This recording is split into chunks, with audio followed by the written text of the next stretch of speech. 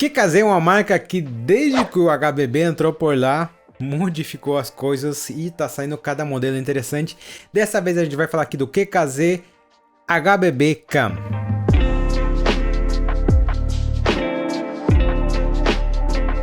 Seja bem-vindo a mais um vídeo.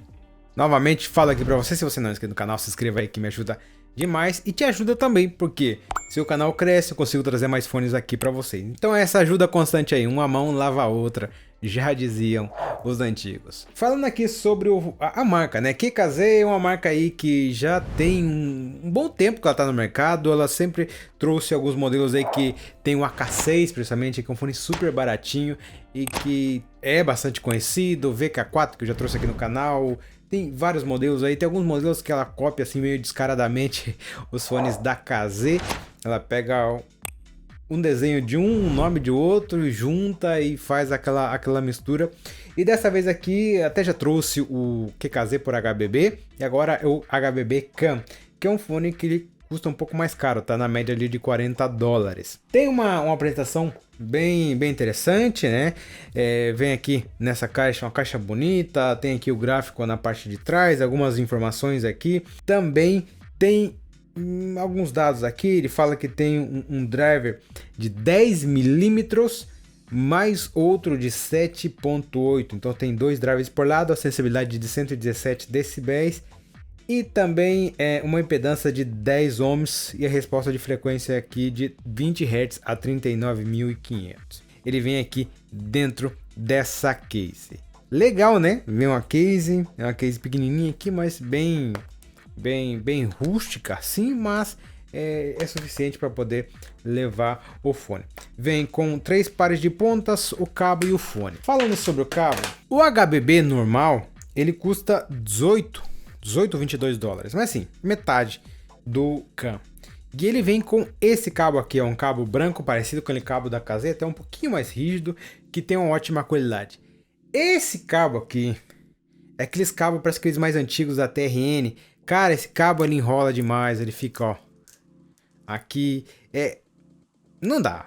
Nesse caso aqui, nesse ponto, a Kikazé, né, pisou bastante na bola, porque, poxa, o fone mais barato tem um cabo legal e o fone mais caro tem um cabo totalmente ruim, assim, até um fone que eu vou ficar para mim usar para monitorar, até vou falar um pouco mais na frente, mas eu vou acabar utilizando outro cabo porque esse cabo aqui não dá. Hoje em dia, já 2023, não dá para usar esse tipo de cabos trançados aqui. Então esse é o ponto negativo que eu tenho para falar sobre ele. Outra coisa totalmente desnecessária é essa moeda. Até vou mostrar para vocês, nem vou tirar aqui dentro da caixa. Para que uma moeda dessa, né? Em vez de você gastar nessa moeda, melhora o cabo. Não faz sentido nenhum. Não vi necessidade nenhuma essa moeda em cima, é uma moeda pesada.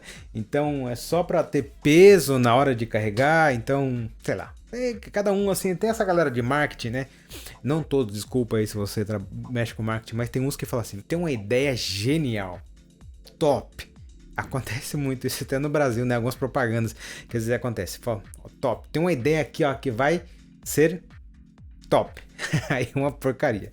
Essa moeda é uma dessas ideias de gênio com J. Esse fone aqui, ele foi feito em base à assinatura de som do Truth Ear Zero. Sabe aquele fone que fala que é o primeiro fone que vem com subwoofer e tudo mais? Até fiz o review aqui no canal. Ele saiu ali na metade de 2022 e ele foi inspirado nesse fone. Ele não é uma cópia, não é igual, mas ele é inspirado. Até o desenho do fone é bastante parecido, só que dentro dele aqui também tem os drivers que são dois, porém a assinatura de som não é tão parecida. Só pegando aqui agora que eu acabei de lembrar, ele tem um respirador aqui na ponta, que não dá pra ver pela cor dele, mas é bem aqui na pontinha, que ele tem dois shuffles aqui, dois rasgos, e que sai bastante som. Quando você liga, até já que eu vou falar, né, já que eu tô falando aqui, deixa eu só mostrar pra você, pra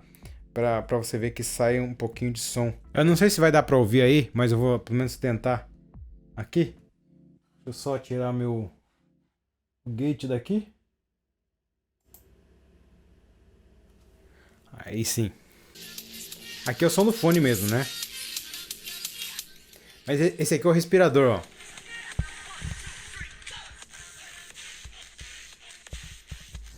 Então ele tem esse respirador que sai um pouquinho de som ali. Não entra a sonoridade de fora, ele isola muito bem, mas você consegue sentir um pouco disso daí.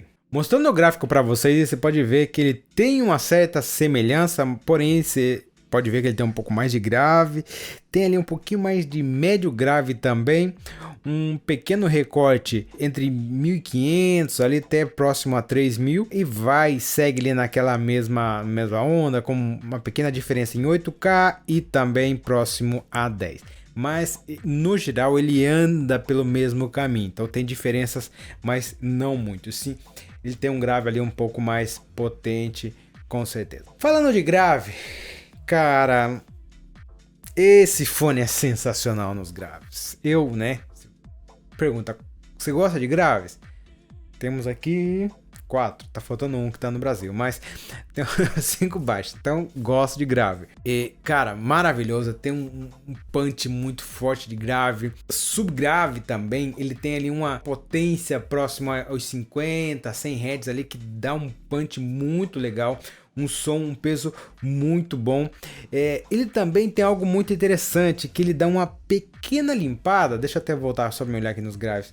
Ele dá uma pequena abaixada ali próximo a 200, entre 200 e 300 Hz. Que é a área de terror da galera dos caras que gravam, tá?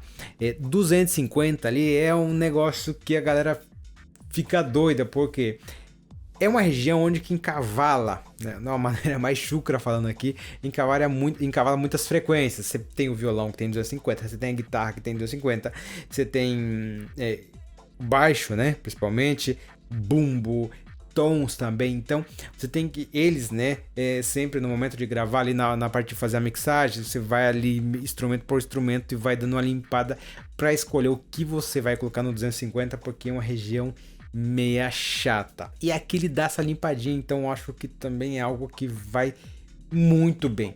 Que o que acontece é que você tem muito peso, só que você não tem invasão desse grave na região média. Som de jazz bass, baixo jazz bass, cara, sensacional. Se você que curte baixo, sabe a sonoridade dos baixos, quando você ouve uma música, você fala, poxa, isso é jazz bass, isso é Precision, isso é Music Man. Eu gosto bastante, assim, é um baixo que eu gostava demais. Hoje em dia, não, pra mim, talvez não teria, que é o Music Man, mas eu curto. Hoje mesmo tava ouvindo aqui o disco do Charlie Brown Jr., fui fazer uma entrega de fone aqui, me amarro na sonoridade e era um disco, acho que é o Imunidade Musical, que é aquele baixista, esqueci o nome dele, eu curto demais, não pra me tocar, mas ouvir a sonoridade eu curto demais. Mas assim, jazz bass nesse fone aqui fica maravilhoso. Os médios, cara, são médios bem contundentes, não são agressivos, são bem aparentes, são muito bons, né? Não é algo que é a cereja do bolo do fone, mas assim, ele toca de maneira muito competente. Os agudos aqui eu curti demais porque ele tem esse brilho suficiente, ele tem essa sonoridade de fone que tem gravão claro, porque tem um gravão escuro, porque tem alguns fones que tem um grave forte, mas ele não tem muita extensão de agudos, como é, por exemplo, o Triple E Melee, que era um fone que não tinha muito brilho, e esse aqui tem. Então ele dá esse som pesado, mas também ele traz todo esse brilho dos agudos e deixa a música lá divertida, mas também muito clara. O palco sonoro tem um palco sonoro com uma sensação bem profunda, ele não abre muito, mas ele te dá essa sensação de um palco sonoro grande. A imagem dele é um pouco mais fechada porque é um fone que tem uma pegada mais nos graves, então grave, centro, e isso na gravação se faz muito isso, né? Você centra, porque claro, o baixo não dá para fazer um baixo deixar, por exemplo, como você faz na guitarra, deixar a guitarra um pouquinho mais para a direita, ou um dos pianos um pouquinho mais para a esquerda, porque o grave grave bumbo tem que ficar no centro. Então, se tem mais grave, vai soar um pouco mais o bumbo, vai soar um pouco mais o baixo, e aí, obviamente, vai soar um pouco mais ao centro. Mas mesmo assim, ele traz uma imagem bem interessante, você consegue distinguir ali o timbre dos instrumentos, essa separação instrumental bastante bem. Dando uma conclusão aqui, eu mencionei dois fones aqui, Triple E Melee e o Truth Ear Zero. Ele é melhor que o Meli, principalmente nos agudos, e ele é melhor que o Truth Ear Zero, principalmente nos graves, tá? Ele tem um pouco mais de grave que o Truth Ear Zero, só que um grave com um pouco mais de qualidade, e ele tem esse agudo que o Triple M Meli não tem. Então, se você gosta de grave, não é um fone Bass Head em si, mas é um fone com graves muito presentes, com uma ótima qualidade. Ele tem ali essa faixa de preço, né, que tem o Truth Ear Zero, o próprio Triple M Meli, mas ele consegue se encaixar muito bem. Um fone também que tinha muito grave, que eu falava antigamente, que era o Urban Fan.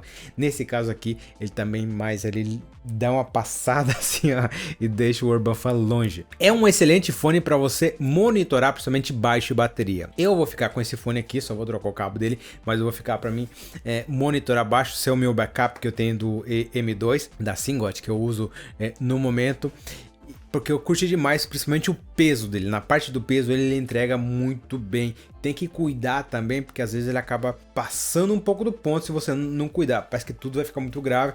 Então você já tem que saber ali como está equalizado o seu baixo, principalmente assim, para você não acabar cortando alguma frequência. Mas ele entrega muito bem. Bateria, até demorei para fazer o review, que era para ter feito esse review já um pouco antes, porque eu deixei com um amigo meu que toca a bateria. A gente ficou 2 semanas sem se encontrar e ele tava com esse fone, ele testou também, ele curtiu demais. Até ele mencionou, me deu uma devolução sobre isso, por exemplo, assim, os pratos, ele curtiu demais. O bumbo também, para ouvir música, sensacional. Então é um fone que vale muito a pena. Eu coloco ali entre os fones que eu indico, na faixa dos 40 a 50 dólares, com essa pegada um pouco mais divertida, tá? Então fica aí, QKZ por HBB Can, fone sensacional. Espero que você tenha gostado desse vídeo, a gente se vê em breve. Até mais, tchau!